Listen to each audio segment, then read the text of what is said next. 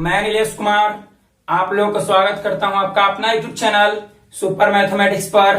आज हम आप लोगों के लिए लेकर आए हैं इलेक्ट्रोस्टैटिक्स का 10वां पार्ट, जिसमें हम बताने वाले हैं कूलॉम के नियम का सदिशीय रूप, vector form of Coulomb's law, या फिर इसको ऐसे ही बोल सकते हैं कि कूलॉम बल के सदिशीय रूप, vector form of Coulomb force. ठीक है, जैसे ऊपर लिखा हुआ है कूलॉम के नियम का सदिशीय रूप बोलिए, या फिर इसको हम बोल सकते हैं कूलॉम बल का सदिशीय रूप, क्योंकि कूलॉम नियम से हमें क्या प्राप्त होता है? कूलॉम बल। कूलॉम बल या कूलॉम बल को हम लोग क्या बोलते हैं? विद्युतीय बल, जिससे इंग्लिश में क्या बोलते हैं? Electric force. ठीक है, तो हम पीछे के वीडियो में बता चुके हैं कूलॉम के नियम से यह बराबर क्या लाया था सूत्र, के Q1 Q2 बटे कितना R स्क्वायर। और जहां पर के का मान क्या रखे थे, जब उसको हम निर्वात में या शून्य में हम रख दिए तो हमको के का मान कितना मिला था? 1/4 pi epsilon not Q1 Q2 बटे कितना R स्क्वायर। तो ये जो है इस व्यंजक से हमें केवल इलेक्ट्रिक फोर्स का मैग्नीट्यूड मिलता है, परिमाण मिलता है, डायरेक्शन नहीं मिलता है। तो डायरेक्शन को पता करने के लिए किसका? इलेक्ट्रिक फोर्स या कूलॉम बल। ठीक है, इलेक्ट्रिक फोर्स के डायरेक्शन को पता करने के लिए इसको सबसे पहले हमको वेक्टर फॉर्म में बदलना होगा। तो देखते हैं हम लोग कि किसी भी मतलब जो कूलॉम के नियम जो है इसको हम किस प्रकार से सदिशीय रूप में व्यक्त कर सकते हैं। ठीक है, तो सबसे पहले हम कुछ बता रहे उसको ध्यान से आप समझिए। हम लोग भी क्या पढ़ रहे हैं? कूलॉम के नियम का सदिशीय रूप, या फिर हम बोल सकते हैं कूलॉम बल का सदिशीय रूप, vector form of Coulomb's law. ठीक है, या फिर Coulomb's law in vector form. इस तरह से देखते हैं। मान लिए कि ये एक्स एक्सिस है, एक सच एक्स डैश हो गया, और एक वाई एक्सिस है, ये हो गया वाई और ये हो गया वाई डैश। तो एक्स अक्ष और वाई अक्ष के कटान बिंदु को हम लोग क्या बोलते हैं? मूल बिंदु बोलते हैं। और मूल बिंदु को किससे रिप्रेजेंट करेंगे? ओ से। ऑरिजिन पॉइंट ओ लिख दिए। ठीक है, जिसका नियामक कितना होता है? 0,0। मूल बिंदु का नियामक कितना होता है? 0,0। ठीक है, यानी कि भुज भी इसका 0 होगा और कोटि भी इसका क्या होगा? 0 ही होगा। ऐसे हम 3 अक्ष भी ले सकते हैं, जेड एक्सिस भी ले सकते हैं, लेकिन हम यहां पर ले रहे हैं कि एक्सिस 2 एक्सिस, कोई दिक्कत नहीं है। ठीक है, 3 अक्ष भी ले सकते हैं, लेकिन उससे कोई मतलब नहीं है। ठीक है, तो यहां पर हम ले लिए एक्स एक्स डैश और वाई वाई डैश, दोनों के कटान बिंदु को हम लोग क्या कहेंगे? मूल बिंदु कहेंगे, जिसका नियामक कितना होता है? 0,0। ठीक है, अब हम क्या करते हैं कि एक्स अक्ष और वाई अक्ष के कटान बिंदु से 4 क्वाड्रेंट का निर्माण होता है, 4 पाद का निर्माण होता है। तो प्रथम पाद में अर्थात फर्स्ट क्वाड्रेंट में हम 2 गो पॉजिटिव चार्ज ले रहे हैं, 2 पॉजिटिव या 2 नेगेटिव या 1 पॉजिटिव या 1 नेगेटिव, कुछ भी ले सकते हैं, स्वतंत्र है इसमें। ठीक है, या तो दोनों प्लस भी ले सकते हैं, या तो दोनों माइनस ले सकते हैं, या फिर एक प्लस या तो एक माइनस। हम यहां पर दोनों क्या ले रहे हैं? प्लस, मतलब लाइक चार्ज दोनों है, एक समान आवेश है। ठीक है, ये जो आवेश है यह जो आवेश है, मतलब इस बिंदु को हम नाम दे रहे हैं ए, और इसको हम नाम दे रहे हैं क्या? बी। और ए जो आवेश, ए जो बिंदु है, ए बिंदु पर Q1 आवेश, और बी बिंदु है, इस पर हम कौन आवेश ले लिए हैं? Q2 आवेश। ध्यान से समझिएगा, एक्स एक्स डैश एक्सिस हुआ, मतलब एक्स अक्ष और वाई अक्ष, एक्स अक्ष और वाई अक्ष के कटान बिंदु को हम लोग मूल बिंदु कहेंगे। मूल बिंदु का नियामक कितना होता है? 0,0। एक्स अक्ष और वाई अक्ष के कटान मतलब दोनों को जब एक दूसरे को कट करेगा तो 4 क्वाड्रेंट का निर्माण होता है, 4 पाद का निर्माण होता है, 4 चतुर्थांश का निर्माण होता है। तो फर्स्ट पाद में हम कोई 2 आवेश Q1 और Q2, 2 सजातीय आवेश ले लिए, जो Q1 है ए बिंदु पर और Q2 है कौन बिंदु पर? बी बिंदु पर। और ये दोनों जो है यह पॉइंट चार्ज है, बिंदु आवेश है। ठीक है, अब इसको हम मूल बिंदु से कोई मतलब मूल बिंदु से इसको हम दूरी को कोई सदिश R1 से, कोई स्थिति सदिश R1 से रिप्रेजेंट कर दिए। ठीक है, ये जो है जो Q1 आवेश है, Q1 आवेश के दूरी को कोई स्थिति सदिश किससे, R1 वेक्टर से रिप्रेजेंट कर दी। ठीक है, ठीक उसी प्रकार Q2 जो है, Q2 आवेश है, इसको भी मूल बिंदु से दूरी को हम लोग R2 वेक्टर से रिप्रेजेंट कर दिए। इसको R1 और इसको R2 वेक्टर से। ठीक है, और जैसा कि आप लोग जानते हैं कि दो आवेशों के बीच अगर हमको इलेक्ट्रिक फोर्स निकालना होगा तो हमें दूरी का भी आवश्यकता पड़ेगा। ए बराबर के Q1 Q2 बड़े कितना होता है, R स्क्वायर, तो हमको दूरी भी चाहिए। ठीक है, तो यहां पर हम कोई दूरी इस तरह से ले रहे हैं। ठीक है, देखिएगा, मान लिए कि ये दोनों के बीच इस तरह से कोई दूरी है। ठीक है, अब देखिए यहां पर ये इस तरह से तीर बनाया है, यहां पर इस तरह से हम तीर बना दे रहे हैं, कोई स्थिति सदिश लिए। ठीक है, अब यहां पर क्या करते हैं कि Q1 और Q2 के बीच की कुछ दूरी भी होगा। ठीक है, तो एक दूरी को हम रिप्रेजेंट करेंगे Q1 से Q2 की ओर, और एक दूरी को हम किससे डिनोट करेंगे, Q2 से Q1 की ओर। ठीक है, तो Q1 से Q2 की ओर जो दूरी होगा, उस दूरी को हम कोई विस्थापन सदिश, या फिर उसको हम लोग बोल सकते हैं इंग्लिश में डिस्प्लेसमेंट वेक्टर R12 से रिप्रेजेंट कर दिए, R12 वेक्टर से रिप्रेजेंट कर दिए। फिर से ध्यान से समझना है, Q1 से Q2, यहां पर इसको Q1 से Q2 की ओर विस्थापन सदिश या इकाई सदिश भी कर सकते, कोई दिक्कत नहीं है। Q1 से Q2 की ओर विस्थापन सदिश क्या ले लिए, R12 वेक्टर। ठीक उसी प्रकार B से N, मतलब कहने का मतलब है Q2 से Q1 की ओर दूरी को हम रिप्रेजेंट कर रहे हैं इस तरह से। ये हो गया, मतलब जो B है, B पॉइंट से A पॉइंट के बीच की दूरी को Q2 से Q1 की ओर हम किससे रिप्रेजेंट किए, ध्यान से देखिएगा, Q1 से Q2 तो 1 2, अब Q2 से Q1 तो R21 वेक्टर से इसको क्या कर दिए, रिप्रेजेंट कर दिए। ठीक है, और आप लोग को मालूम होगा कि दो सजातीय आवेश एक दूसरे को प्रतिकर्षित करते हैं। दो सजातीय आवेश एक दूसरे को क्या करते हैं, प्रतिकर्षित करते हैं। मतलब एक Q1 आवेश इसको रेपेल इस तरफ कर देगा और Q2 आवेश इसको इस तरफ रेपेल कर देगा। तो Q1 पर भी फोर्स लगेगा और Q2 पर भी फोर्स लगेगा। तो जो Q1 पर फोर्स लगा किसके द्वारा, Q2 के द्वारा, Q1 पर जो फोर्स लगा किसके द्वारा, Q2 के द्वारा, तो Q1 पर फोर्स इस तरह से लगेगा। मतलब Q1 चार्ज Q2 को इस डायरेक्शन में रेपेल करेगा। ठीक है, क्यों, क्योंकि दोनों सजातीय आवेश है और सजातीय आवेश एक दूसरे को प्रतिकर्षित करते हैं, अपने से दूर भेजते हैं, रेपेल करते हैं। ठीक है, रिपल्सन होता है वहां पर।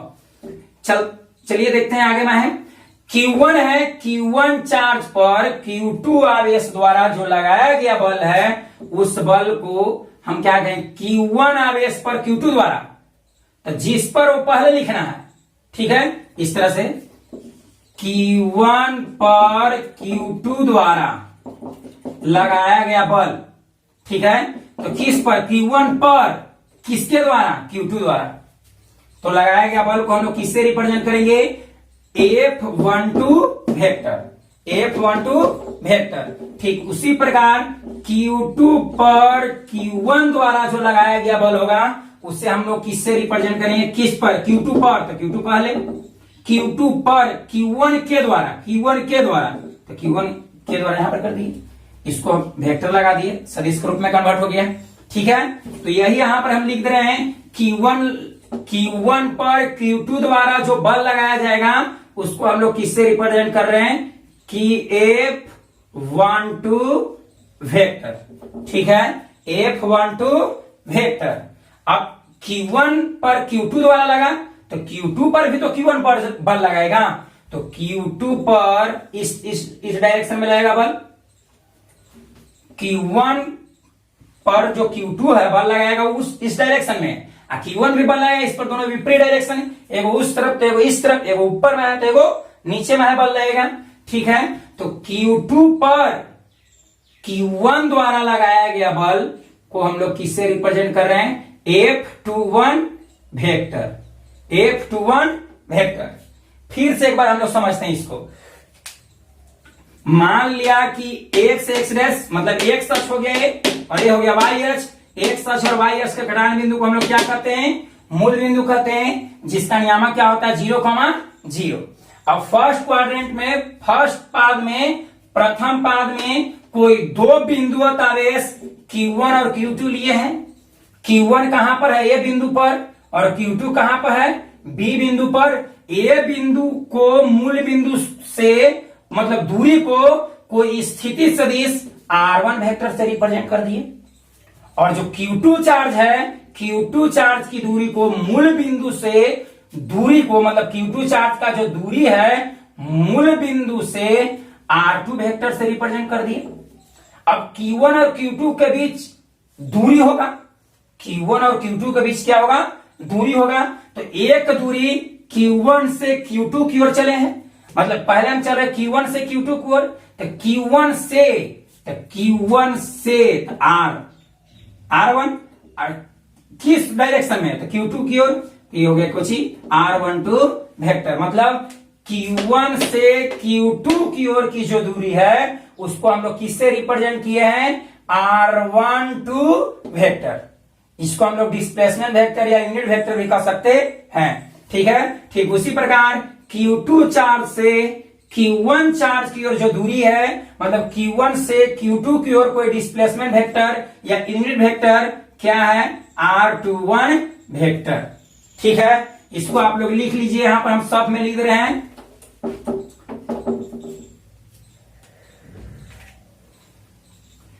सब में लिख रहे हैं वेक्टर F12, वेक्टर F12।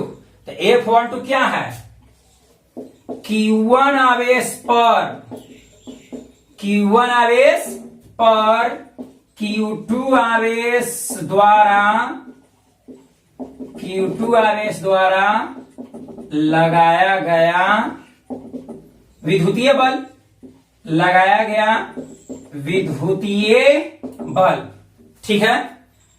अब F21 वेक्टर आगे यहां पर एकदम आसान है इसको रिप्रेजेंट करने के लिए। 1 2 मतलब Q1 पर Q2 द्वारा, F21 मतलब Q2 चार्ज पर Q1 चार्ज द्वारा लगाया गया बल। यहां पर लिख देंगे Q1 आवेश पर Q1 आवेश द्वारा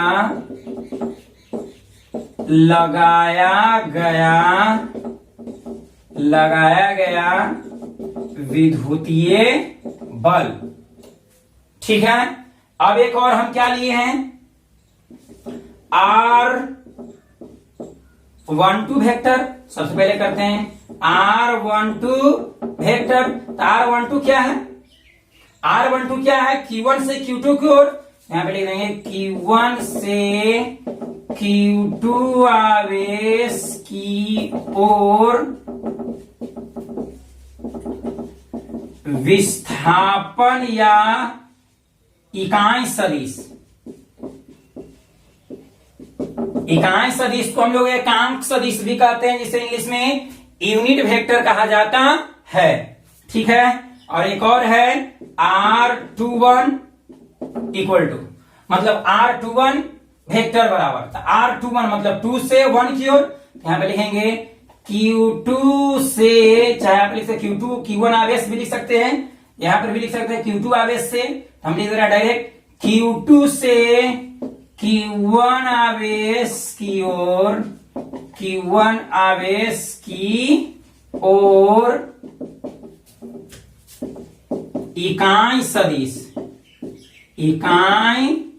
सदिश या फिर एकांक सदिश या तो विस्थापन वेक्टर कह सकते हैं। ठीक है, इतना आप लोग नोट कीजिए, उसके बाद आगे बढ़ते हैं।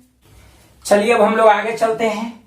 इस चित्र को हम फ्रेश कर दिए, जैसा कि देख रहे हैं, फिर से इसको हम समझाते हैं। x डैश मतलब x अक्ष हो गया और y अक्ष हो गया। x अक्ष और y अक्ष के घटाने बिंदु को मूल बिंदु O से रिप्रेजेंट किए हैं, और ये प्रथम पाद में फर्स्ट क्वाड्रेंट में दो बिंदुवत आवेश Q1 और Q2 लिए हैं। जो दोनों सेम प्रकृति के, मतलब दोनों धनात्मक है या फिर दोनों ऋणात्मक है, ठीक है। और ये जो मतलब Q1 जो चार्ज है इसको हम A बिंदु पर रख दिए हैं और Q2 चार्ज को किस बिंदु पर, B बिंदु पर रख दिए, ठीक है।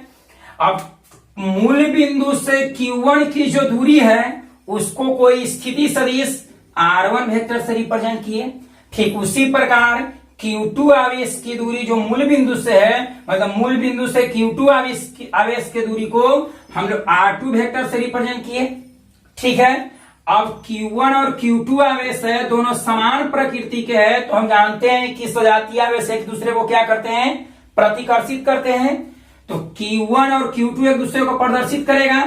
Q1 जो है Q2 को उस डायरेक्शन में रेपेल कर देगा और Q2 Q1 को इस डायरेक्शन में, ठीक है, दोनों अपोजिट डायरेक्शन में मतलब बल लगावेगा। तो Q1 आवेश पर Q2 द्वारा जो बल लगेगा, Q1 आवेश पर Q2 द्वारा जो बल लगेगा उसको हम लोग क्या कहेंगे, F12 वेक्टर। यहां पर F12 वेक्टर से रिप्रेजेंट किया, ठीक है। और Q2 पर भी Q1 द्वारा बल लगेगा। तो Q2 आवेश पर Q1 द्वारा जो लगाया गया बल है उसको F21 वेक्टर से रिप्रेजेंट किए।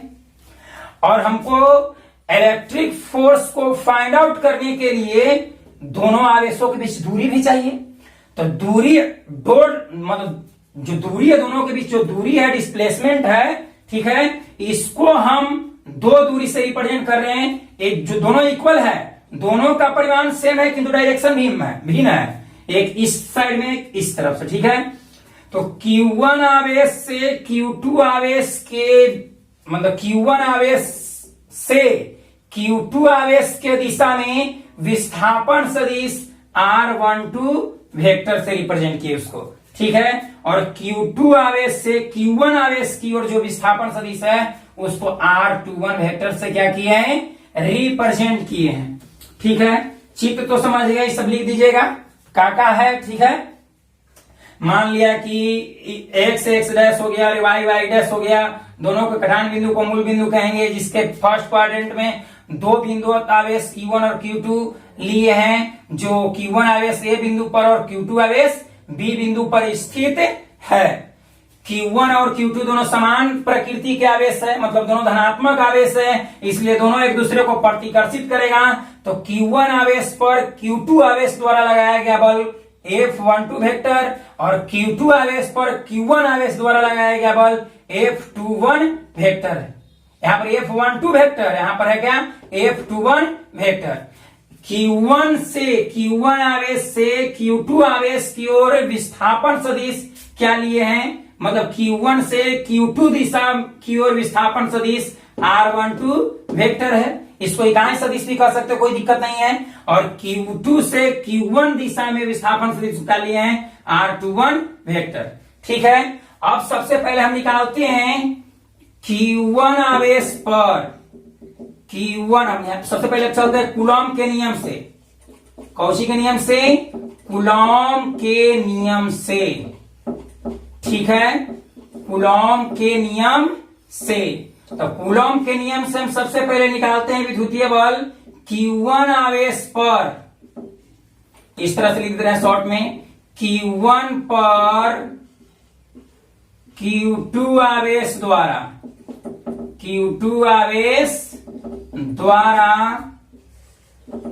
लगाया गया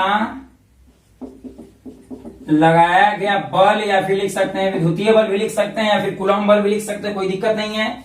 तो Q1 आवेश पर Q2 आवेश द्वारा लगाया गया विद्युतीय बल। तो यहां पर देखिए, अभी हम बताएं क्या, Q1 आवेश पर Q2 आवेश द्वारा लगाया गया बल, Q1 आवेश पर Q2 आवेश द्वारा लगाया गया बल को हम लोग किससे रिप्रेजेंट किए थे, F12 वेक्टर, ठीक है। और चूंकि हम जानते हैं कूलॉम के नियम से बराबर क्या होता है, K Q2 बटे कितना, R स्क्वायर, Q1 Q2 बटे कितना, R स्क्वायर। तो F12 किस डायरेक्शन में लग रहा है, ऊपर की ओर, F12 किस डायरेक्शन में लग रहा है? F12 मतलब ऊपर की ओर, ठीक है। तो इसी डायरेक्शन में दूरी भी लेंगे, अर्थात विस्थापन सदिश भी लेंगे। तो ये ऊपर में है, तो ऊपर में है विस्थापन सदिश कौन है? R21।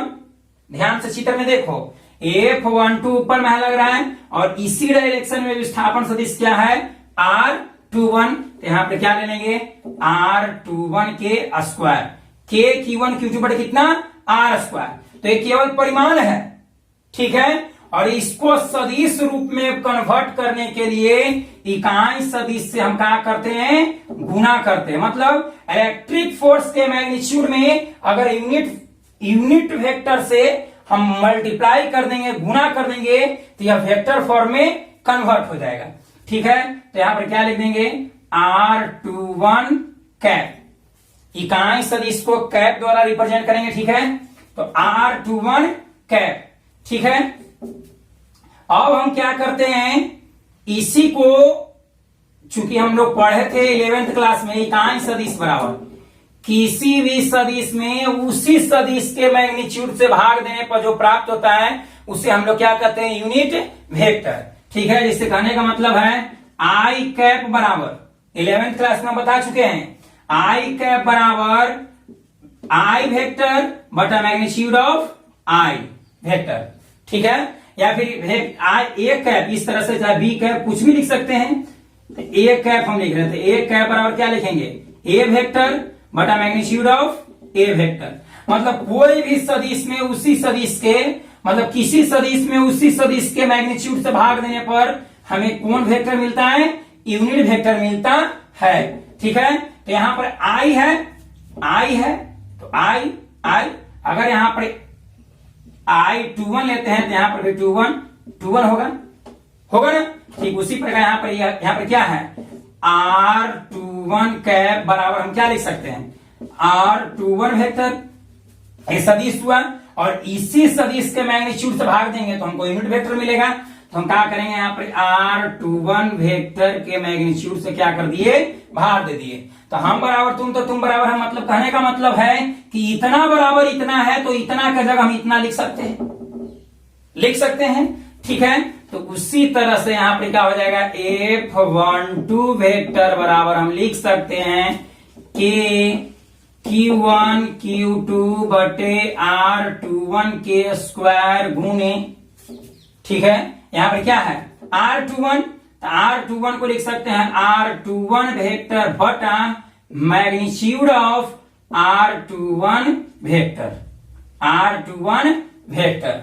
क्यों लिख सकते हैं? क्योंकि R21 कैप इक्वल टू क्या होता है? R21 वेक्टर बटा इसी का मैग्नीट्यूड, R21 मैग्नीट्यूड मोड, ठीक है।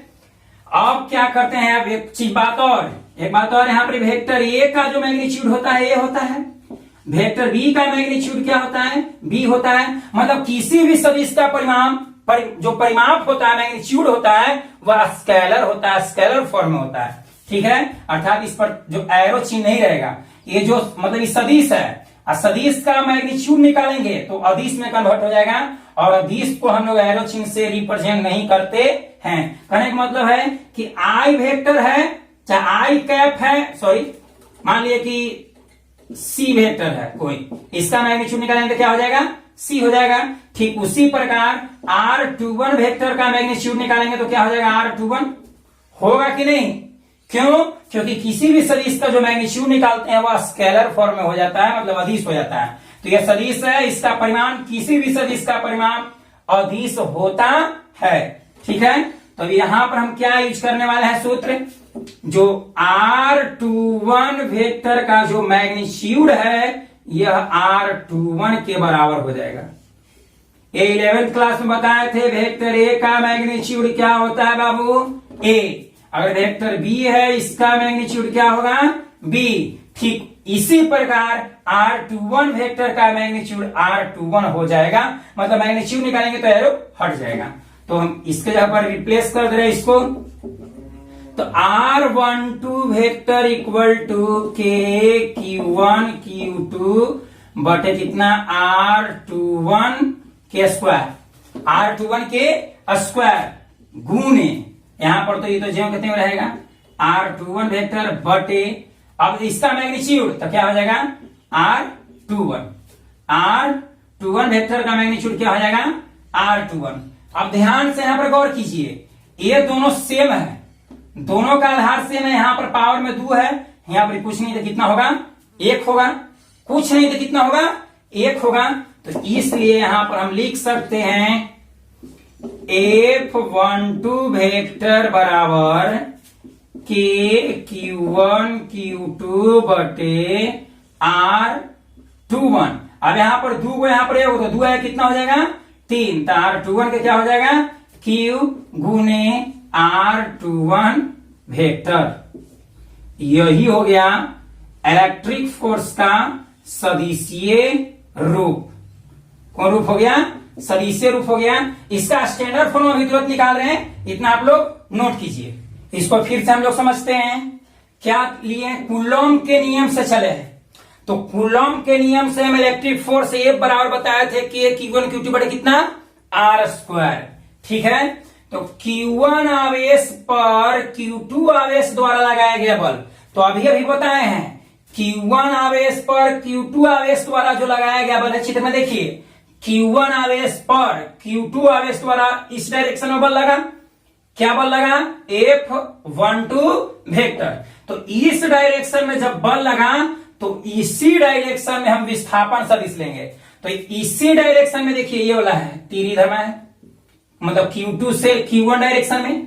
ठीक है, तो हम क्या कर दिए F12 ऊपर के डायरेक्शन में लगा है बल, तो इसी के डायरेक्शन में विस्थापन सदिश क्या ले लिए R21 के स्क्वायर, मतलब R के स्क्वायर, तो R के दूरी कितना हो गया, दूरी कितना हो गया है यहां पर R21 के स्क्वायर।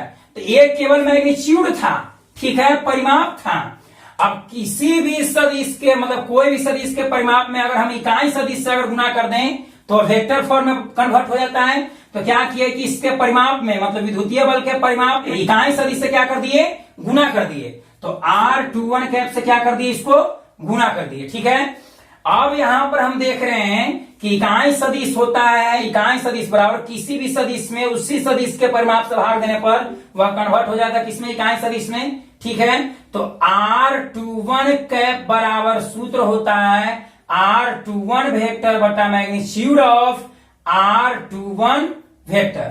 ठीक है, तो इसके जगह मैं इसके सूत्र का अप्लाई कर दिए, इतना बराबर इतना है तो इतना की जगह इतना हम यूज कर रहे हैं, तो इतना के जगह हम ये वाला यूज कर दिए, इसके जगह पर रख दिए। ठीक है, अब किसी भी सदिश का जब मैग्नीट्यूड निकालेंगे तो वेक्टर हट जाएगा, जैसे हम बताए अभी बताए थे कि वेक्टर ए का मैग्नीट्यूड कितना होता है। ठीक इसी प्रकार R21 वेक्टर का मैग्नीट्यूड क्या हो जाएगा R21। तो R21 वेक्टर का मैग्नीट्यूड क्या हो गया R21।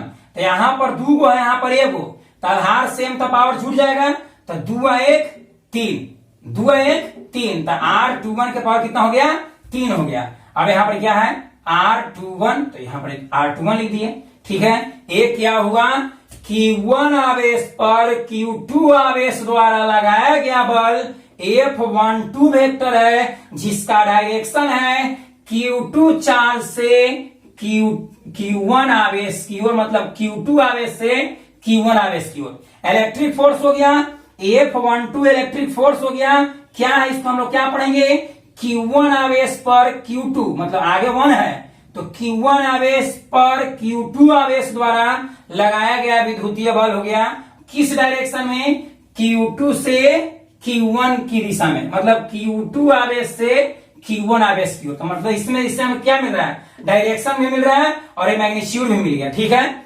आगे चलते हैं, पुनः हम कूलॉम के नियम से चलते हैं।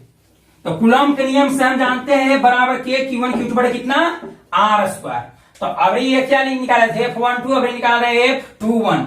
तो F21 को क्या लिखेंगे Q2 आवेश पर चाहे Q2 पर Q1 आवेश द्वारा, Q2 पर Q1 आवेश द्वारा, Q1 आवेश द्वारा लगाया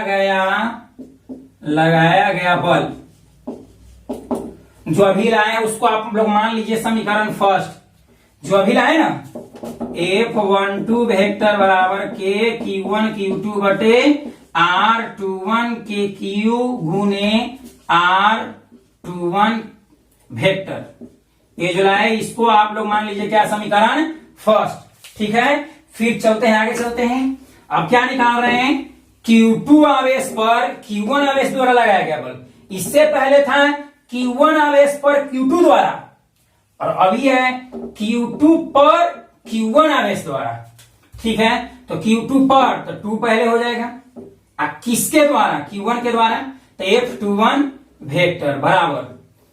ठीक है, क्या होता है सूत्र के Q1 Q2 बटे R स्क्वायर बटे क्या होता है R स्क्वायर, तो दूरी हो गया R, दूरी हो गया, तो जिस दिशा में बल लगेगा उसी दिशा में विस्थापन सदिश लेते हैं। ठीक है, एक कंडीशन है कि जिस दिशा में बल लगेगा उसी दिशा में कोई विस्थापन सदिश या एकांक सदिश या इकाई सदिश लेते हैं। ठीक है, तो यहां पर क्या हम लेंगे, जो F21 है नीचे की ओर लग रहा है, इस डायरेक्शन में लग रहा है, तो इस डायरेक्शन में जो विस्थापन सदिश है क्या है, R12 है, तो R12 के स्क्वायर, और ये परिमाप हुआ।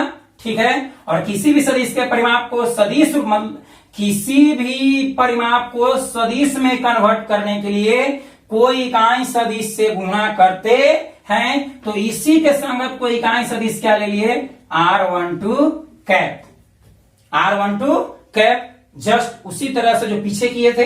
ठीक है, अब क्या लिखेंगे, F21 वेक्टर बराबर के Q1 Q2 बटे R12 के स्क्वायर गुने, हम क्या बताएं कि किसी भी सदिश का अगर इकाई सदिश निकालना होगा, लंबवत इकाई सदिश जिसको बोल सकते हैं, लंबवत इकाई सदिश बराबर किसी भी मतलब उस सदिश, कोई सदिश और बटा उस सदिश का क्या, मैग्नीट्यूड, अर्थात हम लिख सकते हैं ए कैप बराबर लिख सकते हैं ए वेक्टर बटा मैग्नीट्यूड ऑफ ए वेक्टर। ठीक है, ठीक इसी प्रकार अगर आई कैप रहे तो आई कैप को लिख सकते हैं आई वेक्टर बटा मैग्नीट्यूड ऑफ आई वेक्टर, लिख सकते हैं। ठीक है, अब यहां पर देखिए, तो यहां पे क्या है, R12 कैप है, तो इसको क्या लिख सकते हैं, R12 vector, R12 vector 11th class में बता चुके हैं हम ये, किसी भी सदिश में उसी सदिश के मैग्नीट्यूड से भाग देने पर जो प्राप्त होता है उस सदिश को इकाई सदिश या एकांक सदिश, जिसे इंग्लिश में यूनिट वेक्टर कहा जाता है। ठीक है, तो इतना इसी का मैग्नीट्यूड, तो R12 का यहां पर क्या ले लिए हम, मैग्नीट्यूड ले लिए, कोई दिक्कत। अब इतना बराबर इतना है, तो इतना की जगह इतना हम लिख सकते हैं, क्योंकि हम बराबर तुम, इसे x बराबर y है, तो x बराबर y है, तो x की जगह y यूज कर सकते हैं, या फिर y की जगह क्या यूज कर सकते हैं, x, कोई दिक्कत नहीं होना चाहिए। ठीक है, आगे चलते हैं, तो इसके जगह पर हम ये वाले यूज कर दे रहे हैं, तो R12 वेक्टर बटा magnitude of R12 vector.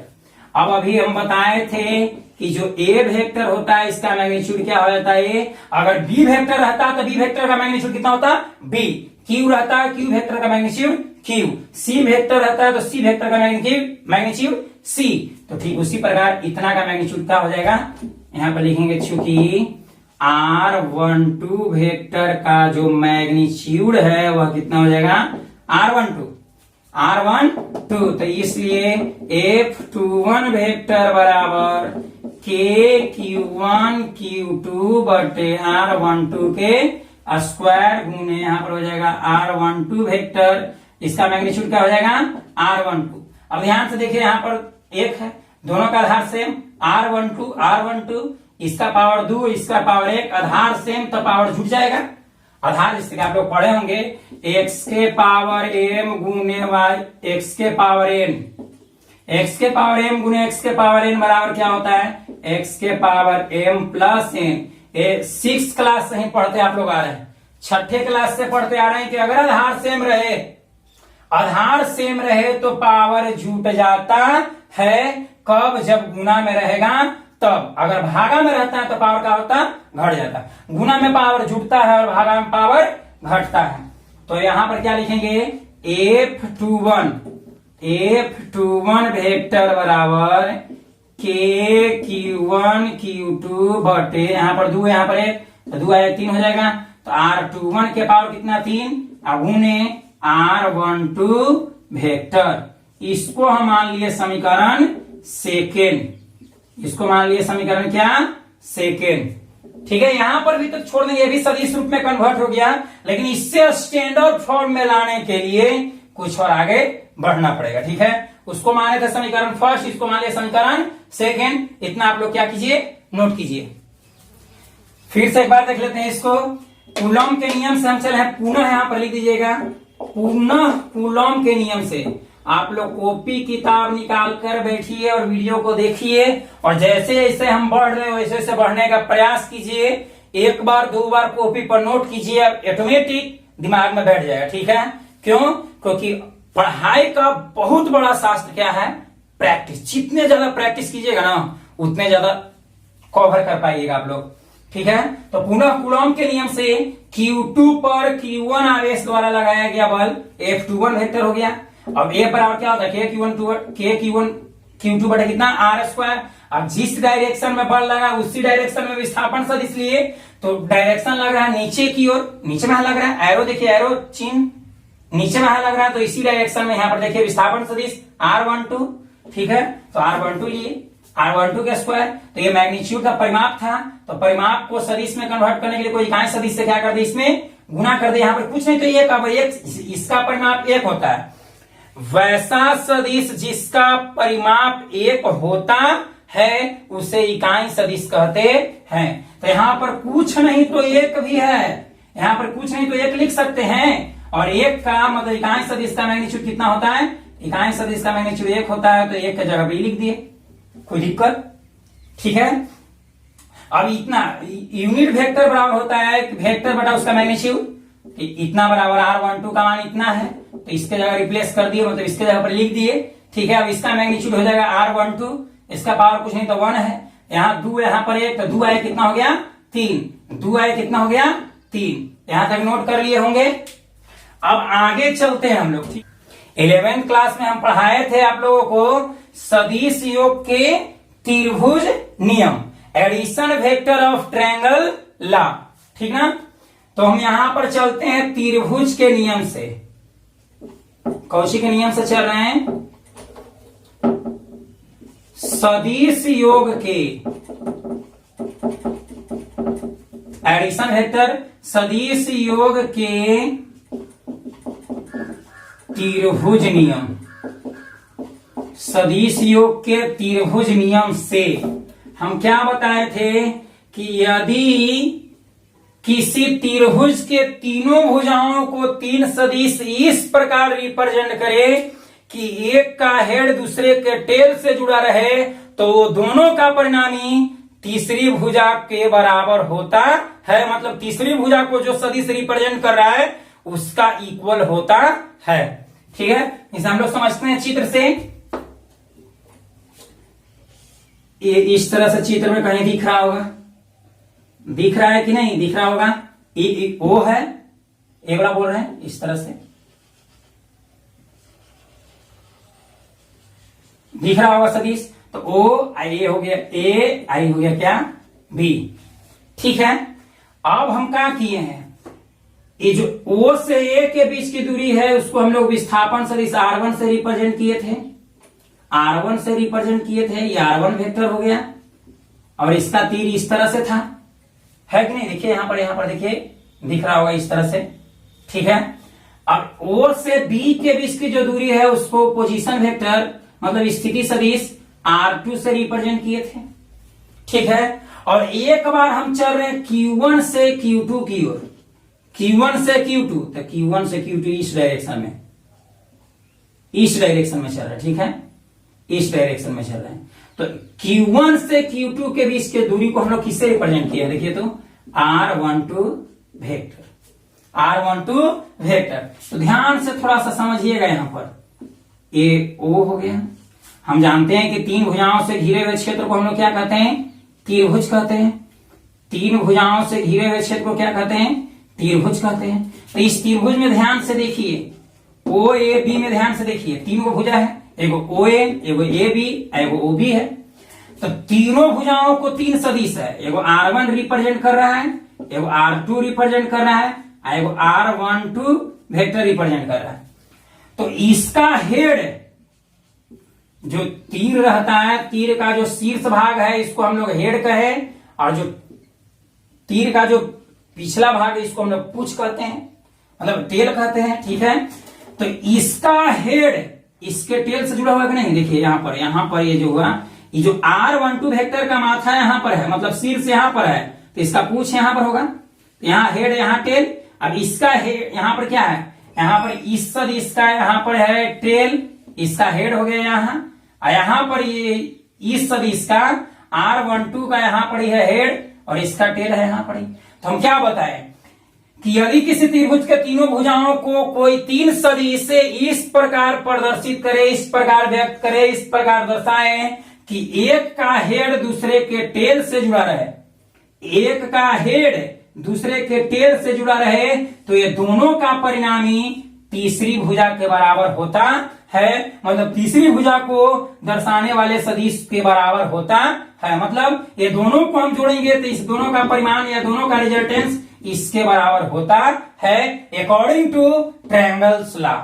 Addition vector of triangles law के अनुसार किन्हीं दो भुजाओं का जो, मतलब ये दोनों का जो परिणामी होगा, मतलब इसका हेड और इसका टेल, तो मतलब ये का हेड और इसका टेल है, तो दोनों का परिणामी इसके बराबर होगा। मतलब ऐसे ही बोल सकते हैं कि अगर जो हम भुजा है एक ही दिशा में इस तरह से हम कंटिन्यू हेड टेल हेड, यहां से हेड टेल हेड, इसका टेल हुआ तो इसका हेड और इसका टेल, तो दोनों ये दोनों का परिणामी होगा इसके बराबर हो जाएगा।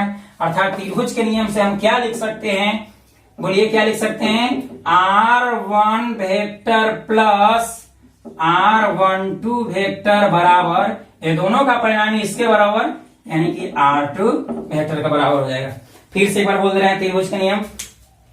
कहता है किसी त्रिभुज के तीनों भुजाओं को तीन सदिश इस प्रकार रिप्रेजेंट करे कि एक का हेड दूसरे के टेल से जुड़ा रहे, तो दोनों का परिणामी तीसरी भुजा को प्रदर्शित करने वाले सदिश के बराबर होता है। मतलब ये दोनों को जोड़ेंगे तो उसके बराबर हो जाएगा। ठीक है, अब यहां पर क्या लिखते हैं? हम निकाल लेते हैं R12 वेक्टर का मान। R12 वेक्टर को हम लिख सकते हैं R2 vector minus R1 vector. Hard नहीं है बाबू, अगर इसको आसानी से एक बार दो बार अगर वीडियो को रोक रोक कर देखिएगा तो आसानी से दिमाग में बैठ जाएगा। ठीक है, R12 वेक्टर बराबर क्या हो गया? R2 माइनस R1, या फिर इस तरह से इसको हम समझेंगे। हम बताए थे पोजीशन वेक्टर ए बी बराबर हम लिख सकते हैं अगला माइनस पिछला। ए बी बराबर ए बी वेक्टर बराबर हम लिख सकते हैं अगला माइनस पिछला, अर्थात ओ बी माइनस ओ ए होता है ना। समान लिया कि पी क्यू बराबर कोई कहेगा तो पी क्यू बराबर हम लिख सकते हैं O Q minus O P, मतलब अगला माइनस पिछला, तो अगला क्यू है तो O Q minus O P. इसी तरह से मान लिया जाए कि अगर बीसी वेक्टर रहेगा तो बीसी वेक्टर को क्या लिखेंगे? अगला माइनस पिछला, तो ओ सी पोजीशन वेक्टर हमेशा किससे? ऑरिजिन पॉइंट मूल बिंदु से, तो ओ सी ओ हो गया मूल बिंदु, ओ सी माइनस ओ बी अगला माइनस पिछला। ठीक उसी प्रकार R12 वेक्टर, तो R12 तो अगला कौन है? 2, तो R2 माइनस R1, इस तरह से भी कर सकते हैं, कोई दिक्कत नहीं होना चाहिए। अब पुनः एक बार फिर चलते हैं, पुनः फिर एक और चित्र बना रहे हैं, कारण कि इसमें जो डिस्प्लेसमेंट वेक्टर है, विस्थापन सदिश है, वो दो तरह से है, मतलब दो विपरीत डायरेक्शन में है। ए हो गया और ए बी हो गया। ठीक है, ए हो गया R1 वेक्टर, ये हो गया R2 वेक्टर, इसका तो ऐसे है, और यहां पर था Q2, यहां पर है Q1। अब हम चले Q2 से Q1, Q2 से Q1, तो Q2 से Q1 की ओर जो इस तरह से दर्शाया हुआ है चित्र में, देखिए Q2 से Q1 की ओर विस्थापन सदिश को हम लोग किससे? R21, तो R21 वेक्टर। तो R21 जो है यह किस डायरेक्शन में? इधर है, इस तरह से, इस तरह से, यहां पर इस तरह से जा रहा है, इस तरह से जा रहा है, इधर में है। ठीक है, तो इसको हम लोग क्या नाम दिए हैं? R21 vector. ठीक है, अब यहां पर हम देख रहे हैं कि किसी त्रिभुज के तीनों भुजाओं को फिर तीन सदिश रिप्रेजेंट कर रहा है। अब इसका हेड यहां पर देखिए, यहां दोनों टेल टेल है, दोनों सेम है। अब यहां पर देख रहे हैं, यहां पर एक का हेड, इसका हेड और इसका टेल है। तो क्या बोले कि किसी त्रिभुज के तीनों भुजाओं को तीन सदिश इस प्रकार रिप्रेजेंट करे कि एक का हेड दूसरे के टेल से जुड़े, तो ये दोनों का परिणामी जो होगा इसके बराबर हो जाएगा। इसमें क्या था, इसका हेड, यहां पर हेड है और इसका टेल है। यहां पर देखिए पूंछ तीर देखिए, तीर ये हो गया इस तरह से और ये इस तरह से है, और यहां पर इस तरह से, तो यहां दोनों टेल टेल है, तो ये दोनों नहीं जुटेगा। ठीक है, अब यहां पर हेड है, इसका टेल, तो दोनों विपरीत हो गया, तो दोनों सट जाएगा, जुट जाएगा। ठीक है, तो ये दोनों का परिणामी इसके बराबर लिखे, ये दोनों का परिणामी इतना जोड़ इतना बराबर इतना लिख दिए, दोनों का परिणामी इसके बराबर होगा। अर्थात किसी त्रिभुज के तीनों भुजाओं को तीन सदिश इस प्रकार रिप्रेजेंट करे कि एक का हेड दूसरे के टेल से जुड़े, तो दोनों का परिणामी तीसरी भुजा को दर्शाने वाले सदिश के परिमाण के बराबर होता है। ठीक है, ठीक उसी प्रकार इसमें भी हम क्या लिखेंगे, R2 वेक्टर प्लस इसका हेड इसका टेल, तो दोनों जुड़ जाएगा, तो R2 प्लस R21 वेक्टर बराबर क्या लिखेंगे, R1 वेक्टर। ठीक है, अब ये प्लस टू बढ़िया का माइनस, तो R21 वेक्टर बराबर हम क्या लिख सकते हैं, R1 R21 वेक्टर बराबर R1 माइनस क्या हो जाएगा, R2, R1 माइनस क्या हो गया, R2। ठीक है, R1 माइनस क्या, R2। कोई दिक्कत यहां तक। अब हमें यहां पर क्या देख रहे हैं, थोड़ा सा देखिएगा, इस चित्र को मिटाते हैं, इतना आप लोग पहले नोट कीजिए। ठीक है, अब चित्र को हमें मिटा दे रहे हैं।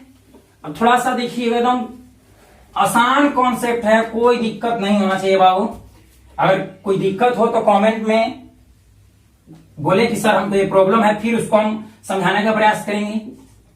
R21 वेक्टर बराबर क्या है, R21 वेक्टर बराबर क्या है, देखिए तो यहां पर R1 vector minus R2 vector है कि नहीं, अभी मिला है। R21 वेक्टर बराबर R1 माइनस क्या, R2। अब हम क्या कर रहे हैं कि R21 बराबर, ये दोनों में से हम माइनस कॉमन कर ले रहे हैं, तो माइनस जब हम कॉमन करेंगे तो हम जानते हैं कि जो माइनस में रहता है वो प्लस में हो जाएगा, जो प्लस में हो क्या हो जाएगा, माइनस में। तो ये है माइनस में, तो ये हो जाएगा यहाँ पर प्लस में, और ये है प्लस में, तो ये हो जाएगा कुछ में माइनस में। ठीक है, मतलब साइन बदल जाता है, चिन्ह बदल जाता है। अब ध्यान से देखिए, R21 वेक्टर बराबर माइनस, अब ये किसका वैल्यू है, R2 माइनस R1 बराबर, R2 माइनस R1 बराबर, R2 माइनस R1 बराबर क्या है बोलो तो, R12 vector. R2 minus R1 बराबर, R2 माइनस R1 बराबर, R2 माइनस R1 बराबर क्या है, R2 माइनस R1 बराबर क्या है, R12 वेक्टर। तो इसके जगह पे लिख दिए। तो हम क्या देखें कि R21 और R12 दोनों का परिमाण समान है। ये दोनों तो बाबू A से BA तक के बीच की दूरी न है, A से BA के बीच की दूरी R12 भी है और R21 भी है, लेकिन डायरेक्शन भिन्न है, एक है नीचे में है और एक ऊपर में है। तो यहां पर माइनस चिन्ह विपरीत दिशा को प्रदर्शित करता है, और जो R21 का जो मान है, R21 का जितना परिमाप होगा उतना ही R12 का परिमाप होगा, लेकिन दोनों का डायरेक्शन दिशा क्या है, विपरीत है, अपोजिट डायरेक्शन में है। एक है नीचे तो एक है क्या, ऊपर। इसको हम इस तरह से भी लिख सकते हैं, R21 इसके अपोजिट हुआ तो इसको हम लिख सकते हैं R12 बराबर भी हम लिख सकते हैं, R12 बराबर क्या लिख सकते हैं, minus R21 vector. R21 vector बराबर माइनस R12 वेक्टर। ठीक इसी प्रकार ऐसे भी हो, मतलब कहने का मतलब अगर इतना से चलते ना तो हमको ये मिल जाता, इसमें माइनस कॉमन लेते फिर इसका वैल्यू पुट करते तो हमको ये मिल जाता, R12 वेक्टर बराबर माइनस R21 वेक्टर। ठीक है, आप लोग इतना नोट कीजिए, फिर आगे बढ़ते हैं हम लोग। चलिए अब आगे चलते हैं हम लोग। ठीक है, अभी हम क्या चले थे, ठीक है, समीकरण फर्स्ट से देखते हैं। समीकरण फर्स्ट क्या लाए थे, समीकरण फर्स्ट से तो समीकरण फर्स्ट क्या लाए थे हम, F12 वेक्टर बराबर K Q1 Q2 बटे कितना आर उसी डायरेक्शन में तो R21 के स्क्वायर गुने सॉरी यहां पर Q आया था Q और यहां पर क्या था R21 वेक्टर। यही आया था ना हमको समीकरण फर्स्ट में। समीकरण फर्स्ट F12 वेक्टर बराबर के Q1 Q2 बटे R21 के Q गुने R21 वेक्टर। ठीक है, अब यहां पर क्या लिखेंगे R12 वेक्टर बराबर के। अभी हम क्या लाए, चूंकि R21 वेक्टर बराबर क्या लाए हैं बताएगा जल्दी। R21 वेक्टर बराबर क्या लाए हैं, अगला माइनस पिछला, तो R1 माइनस क्या R2, R1 माइनस R2 यही लाए थे ना। इसलिए हम क्या लिख देंगे F12 वेक्टर बराबर के Q1 Q2 बटे R, यहाँ पर R21 का मान हम रख दे रहे हैं तो क्या लिख देंगे R1 minus R2, R1 vector minus R2 vector के मैग्नीट्यूड का Q गुने, ठीक है, यहाँ पर R21 तो R21 की जगह क्या लिख देंगे R1 vector minus R2 vector. ठीक है, ये जो हो गया यह कूलॉम बल का स्टैंडर्ड वेक्टर फॉर्म हो गया। ठीक है, इतना आप लोग नोट कीजिए इसको, फिर आगे बढ़ते हैं। इसको घेरा लगा देना है। यही हो गया कूलॉम बल के सदिशीय रूप। F12 बराबर क्या होगा के Q1 Q2 बटे R1 vector minus R2 vector के मैग्नीट्यूड का Q गुने R1 vector minus R2 vector. इसको नोट कीजिए इतना। आगे देखते हैं अब हम लोग, फिर अब चलते हैं समीकरण सेकंड से। समीकरण किससे, सेकंड से। तो समीकरण सेकंड से हम क्या निकाले थे, Q2 आवेश पर लगा बल, तो F21 वेक्टर बराबर क्या लिए थे, क्या आया था हम लोग को के Q1 Q2 बटे R, और इसी डायरेक्शन में दूरी तो क्या हम लिए थे R12 के, यहाँ पर क्या हो गया था Q हो गया था। ठीक है, आप लोग देख सकते हैं कॉपी में नोट किए हुए होंगे तो R12 के Q। अब यहाँ पर क्या लिखेंगे R12 वेक्टर। अब मान पुट कर दीजिए, चूंकि हम R12 वेक्टर बराबर क्या लाए थे, अगला माइनस पिछला, त्रिभुज ला से मतलब त्रिभुज के नियम से ही लाए थे ना, R2 vector minus R1 vector, यही हम लाए थे। ठीक है, अब इसी का मान इसमें हम पुट कर दे रहे हैं तो हो जाएगा R21 वेक्टर बराबर के Q1 Q2 बटे R12। तो R12 की जगह क्या लिख सकते हैं R2 vector minus R1 vector के मैग्नीट्यूड का Q करना है, आपने ध्यान देना। ठीक है, जैसे कहने का मतलब वेक्टर 1 के Q लिखना ये गलत है, वेक्टर 1 के मैग्नीट्यूड का Q होगा ना कि वेक्टर 1 का Q होगा। ठीक है, ये बात को आप लोग गौर कीजिएगा। तो यहाँ पर Q के फॉर्म में है तो यहाँ पर मैग्नीट्यूड लगा दिए, क्योंकि मैग्नीट्यूड का Q होगा अब गुने R12 वेक्टर। तो R12 वेक्टर को हम क्या लिख सकते हैं R2 vector minus R1 vector. यही हो गया कूलॉम बल का सदिशीय रूप, या फिर कूलॉम के नियम का सदिशीय रूप। ठीक है, इतना आप लोग नोट कीजिए। अब हम लोग आगे चलते हैं। ठीक है, अब जितना भी हम अभी बताए इस सबको हम शॉर्ट रूप में लिख दे रहे हैं। ठीक है, कि सर अगर एग्जाम में आ जाएगा कि कन्वर्ट करे मतलब सदिशीय रूप इतना लॉन्ग में लिखना होगा, तो नहीं, हम शॉर्ट में लिख दे रहे बाबू, देखेगा। यहाँ पर हम क्या लिखेंगे, तो सबसे पहले तो चित्र को दर्शाना पड़ेगा। मान लिया कि क्या है F12 क्या है, F21 क्या है, R12 क्या है, तो दर्शाना पड़ेगा। ठीक है, ऊपर लिख देना है, मान लिया ये सबकी। ठीक है, अब क्या लिखेंगे कूलॉम के नियम से। हम क्या लिखे कूलॉम के नियम से, तो कूलॉम के नियम से क्या लिखा बाबू, पढ़ाओ बोलो तो। एक सबसे पहले हम निकाले थे क्या Q1 आवेश पर, चाहे इस तरह से लिख भी सकते, कोई दिक्कत नहीं है। Q1 आवेश पर Q2 आवेश द्वारा लगाया गया बल।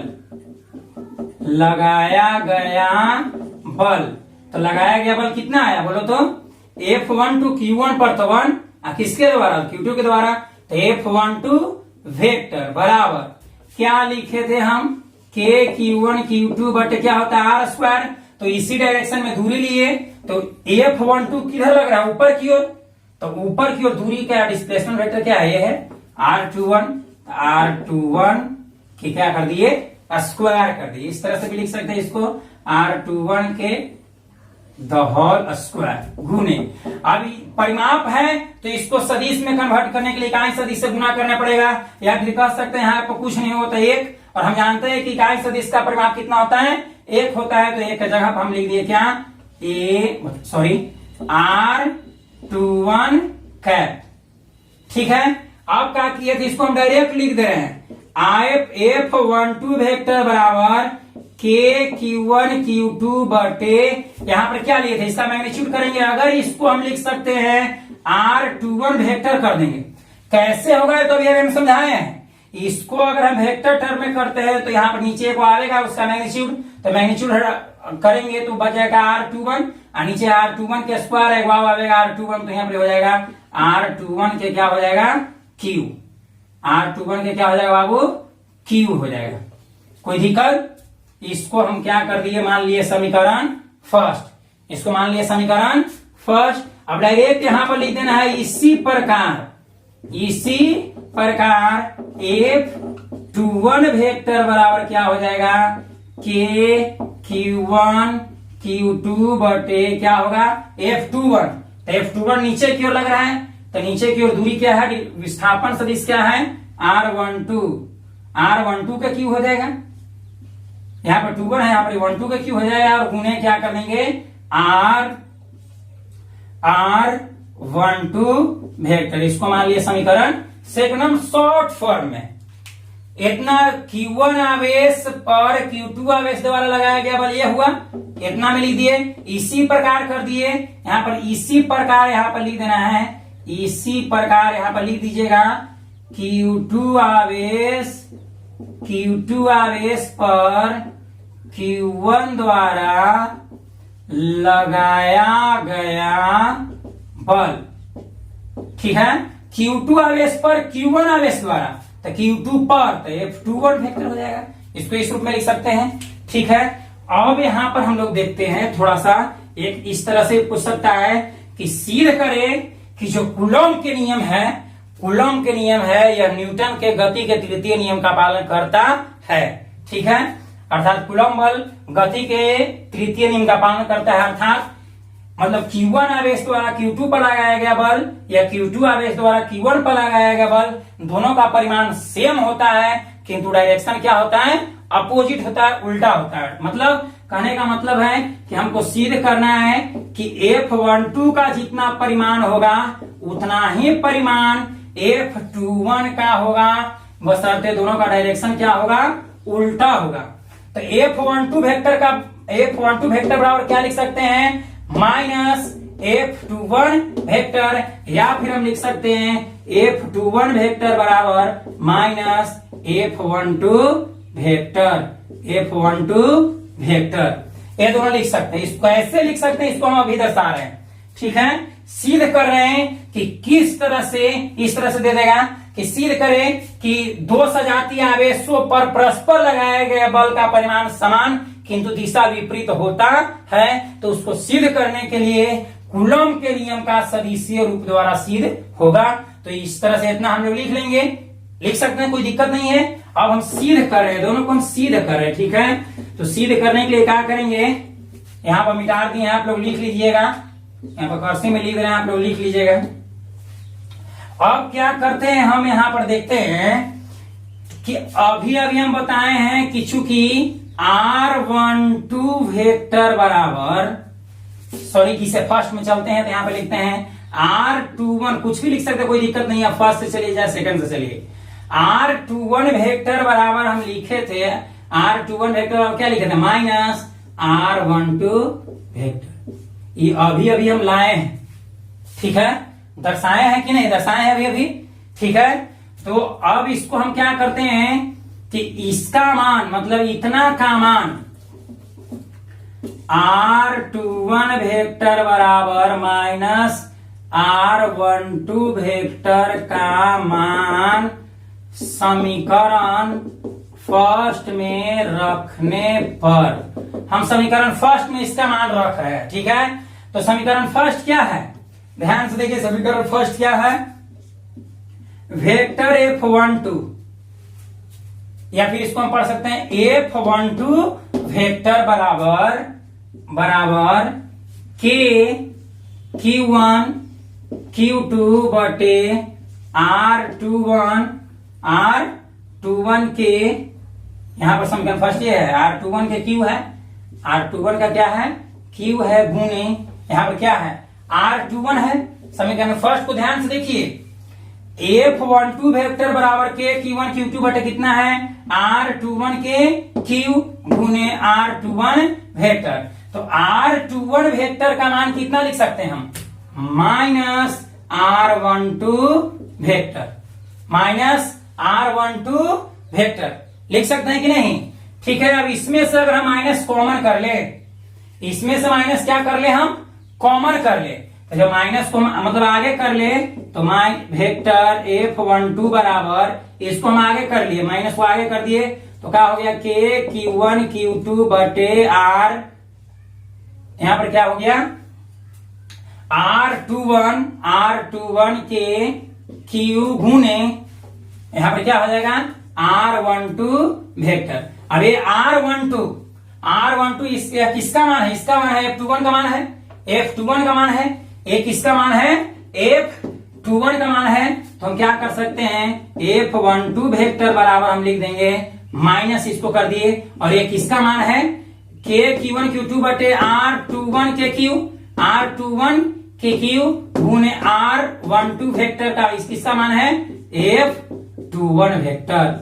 ये सिद्ध हो गया, F12 वेक्टर बराबर माइनस F21 वेक्टर, ठीक है। या तो फिर इसी तरह से इसको ऐसे भी कर सकते हैं कि F21 वेक्टर बराबर माइनस F12 वेक्टर, मतलब ये दोनों का परिमाण सेम होगा, Q1 द्वारा Q2 पर लगाया गया बल या Q2 द्वारा Q1 पर लगाया गया बल का परिमाण सेम होता है, किंतु दिशा क्या होती है, विपरीत होती है, ठीक है। इतना आप लोग क्या कीजिए, नोट कीजिए, ठीक है। इसको मिटाते हैं।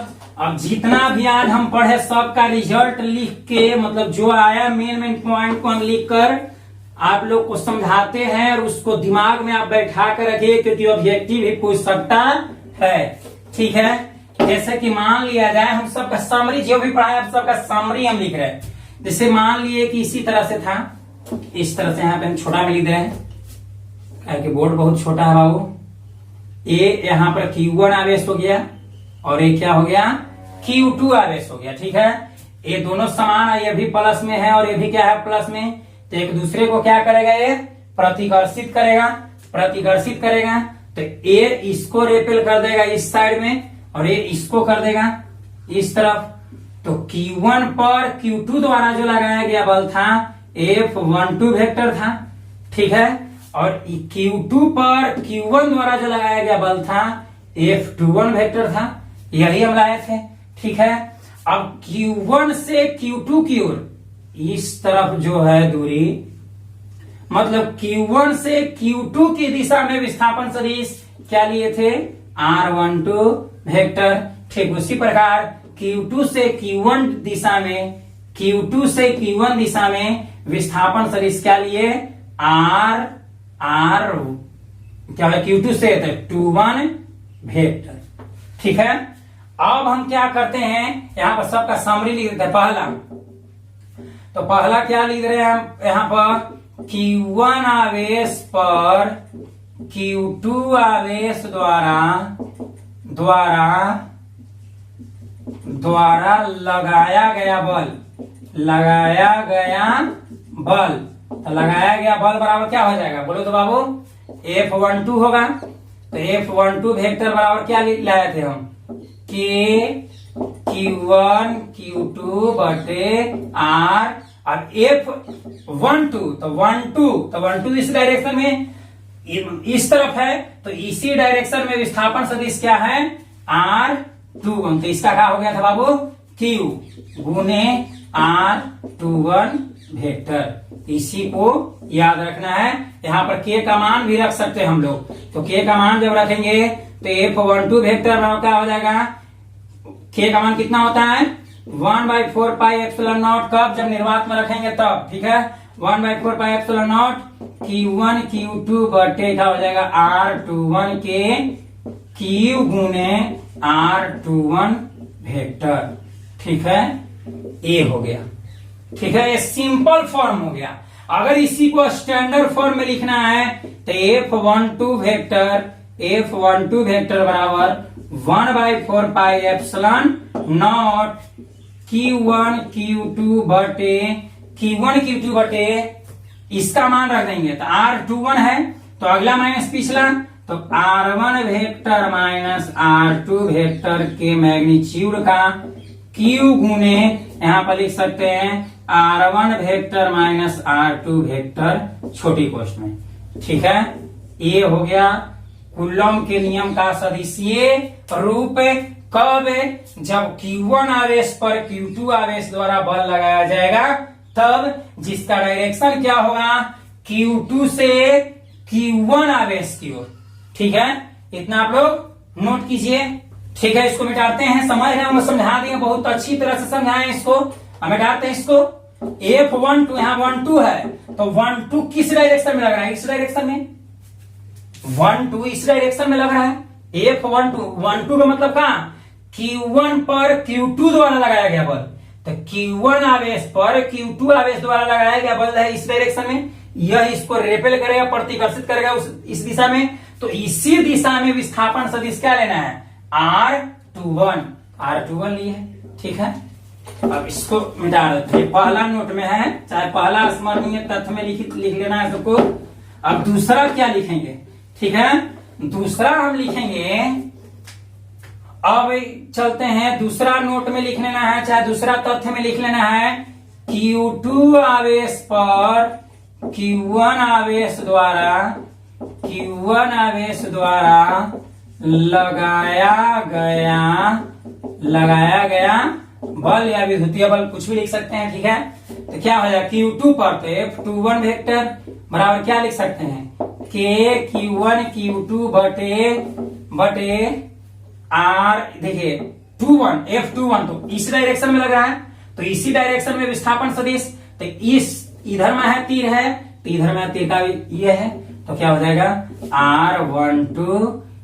R12 का क्या यहाँ पर हो जाएगा Q, R12 के दहर Q गुने R12 वेक्टर। ये सिंपल फॉर्म हो गया। इसका स्टैंडर्ड फॉर्म हो जाएगा F21 बराबर के Q1 Q2 बटे R12। तो R12 को क्या लिख सकते हैं, अगला माइनस पिछला, तो R2 माइनस R1 के मैग्नीट्यूड का Q गुने, यहां पर भी यही हो जाएगा R2 माइनस R1, ठीक है। के मान भी हम रख सकते हैं। जब हम के का मान रखेंगे तो के एक कूलम नियतांक है, जिसका मान एसआई पद्धति में क्या होता है, एसआई पद्धति में इसका मान होता है 1/4 pi epsilon not Q1 Q2 बटे R2 minus R1 vector into R2 minus R1 vector. यहां पर क्या होगा, मैग्नीट्यूड का क्या हो जाएगा Q। ये हो गया, ये दोनों है सिंपल फॉर्म है, और ये स्टैंडर्ड फॉर्म, मतलब ये सरल रूप, ये विशिष्ट रूप है। ये भी लिखेगा तो ये कोई दिक्कत नहीं है, ये भी लिखेंगे तब पर भी कोई दिक्कत नहीं है। यहां पर भी हम छोड़ सकते हैं, यहां पर भी ला सकते हैं, कोई दिक्कत नहीं है, ठीक है। ये दूसरा हो गया। अब तीसरा देखते हैं, इसको आप लोग नोट कीजिए, मैं डालते हैं इसको। अब तीसरा स्मरणीय में क्या रखना है, हम लोग को याद रखना है कि जो R12 का मान होता है, मतलब R12 का जितना मैग्नीट्यूड होगा, जितना उसका परिमाप होगा, R12 का जितना परिमाप होता है उतना ही परिमाप R21 का होता है, लेकिन दोनों का डायरेक्शन क्या होता है, विपरीत। तो आगे क्या लगा देंगे, माइनस लगा देंगे। R12 वेक्टर बराबर माइनस R21 वेक्टर, इसको या फिर ऐसे भी लिख सकते हैं R21 वेक्टर बराबर लिख सकते हैं माइनस R12 वेक्टर। या फिर ये तो हो गया तीसरा में। और चौथा में हम लोग याद रखेंगे कि Q1 आवेश द्वारा Q2 आवेश पर लगाया गया बल, Q1 आवेश द्वारा Q2 आवेश पर लगाया गया बल का परिमाण Q2 आवेश द्वारा Q1 आवेश पर लगाया गया बल का परिमाण दोनों क्या होता है, समान होता है, किंतु दोनों का डायरेक्शन अपोजिट होता है। मतलब परिमाण मैग्नीट्यूड दोनों का इक्वल होगा, लेकिन डायरेक्शन क्या होगा, अपोजिट होगा, उल्टा होगा। तो यहां पर क्या लिखेंगे, F12 वेक्टर बराबर माइनस F21 वेक्टर। ये क्या हमको दर्शा रहा है कि दोनों का परिमाण समान है, और माइनस चिन्ह दर्शाता है कि दोनों का डायरेक्शन क्या है, विपरीत। एक जा रहा है इस साइड में तो एक जा रहा है इस तरफ। जैसे मान लिया जाए कि दोनों अगर हम प्लस लेते हैं तो ये इसको इस तरफ रेपेल कर देगा और ए इसको इस तरफ रेपेल कर देगा। तो मान लिया कि ये हो गया Q1, ये हो गया क्या, Q2। तो ये हो जाएगा Q1 पर Q2 द्वारा, तो F12, और ये हो गया क्या, F21। तो इसका जितना मान होता है उतना ही इसका मान होगा, लेकिन दोनों का डायरेक्शन क्या है, विपरीत है। एक इस तरफ है, एक इस तरफ। अगर दोनों माइनस भी लेंगे तो यही तरह से होगा, माइनस भी ले सकते हैं, कोई दिक्कत नहीं है। माइनस ये चार्ज इसको इस तरफ रेपेल करेगा और ये उसको इस तरफ रेपेल कर देगा, ठीक है। अब दोनों अगर हम एक प्लस और एक माइनस लेते हैं, इस तरह से एक प्लस ले लिए, क्या ले लिए, माइनस, तो ये चार्ज जो है इसको अपनी ओर आकर्षित करेगा, ये इसको खींचेगा, प्लस वाला माइनस वाला को खींचेगा, या फिर माइनस वाला प्लस को अपनी ओर खींच लेगा। तो क्या डायरेक्शन है ना, विपरीत। एक है इधर में है तो एक है इधर में है, दोनों का परिमाण समान है। यह जितना बल से इसको आकर्षित करेगा यह भी उतना ही बल से इसको आकर्षित करता है, लेकिन दोनों एक दूसरे के विपरीत डायरेक्शन में। ये इस तरफ करेगा तो ये इस तरफ आकर्षित करता है। तो चार्ज हम कुछ भी ले सकते हैं, या तो दोनों प्लस ले सकते हैं, या तो दोनों माइनस ले सकते हैं, या तो एक प्लस ले सकते हैं, या तो एक माइनस ले सकते हैं। अंतर यही है कि अगर हम प्लस लेंगे, सजातीय आवेश लेंगे तो उसमें प्रतिकर्षण होगा, और विजातीय आवेश लेंगे तो क्या होगा, आकर्षण होगा, ठीक है। तो यहां पर एक और लिख सकते हैं, F21 वेक्टर बराबर माइनस F12 वेक्टर। मतलब दोनों का परिमाप समान रहेगा, लेकिन दिशा क्या होगा, विपरीत होगा, ठीक है। आशा करते हैं कि आप लोग को समझ में आया होगा। ये था क्या, कूलॉम के नियम का सदिशीय रूप, या फिर कूलॉम बल का सदिशीय रूप। आशा करते हैं कि आप लोग को समझ में आया होगा।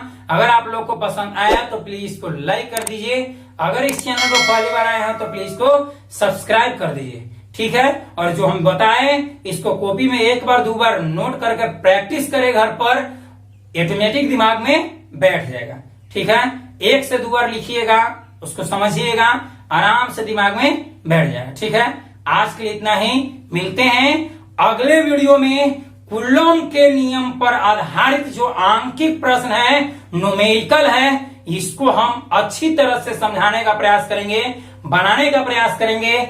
उससे पहले आप लोग जितना भी अब तक पढ़ाए हैं इस सब को कॉपी में नोट करके याद कर लीजिए, क्योंकि जब तक थ्योरी कंप्लीट नहीं होगा तब न्यूमेरिकल समझ में नहीं आएगा। इस चलते थ्योरी आप लोग याद कर लें, ठीक है। और हम छोटा से 0 से हीरो लेवल तक चलेंगे न्यूमेरिकल, मतलब हौला से हार्ड न्यूमेरिकल बनाने का प्रयास करेंगे, ठीक है। आज के लिए इतना ही, मिलते हैं।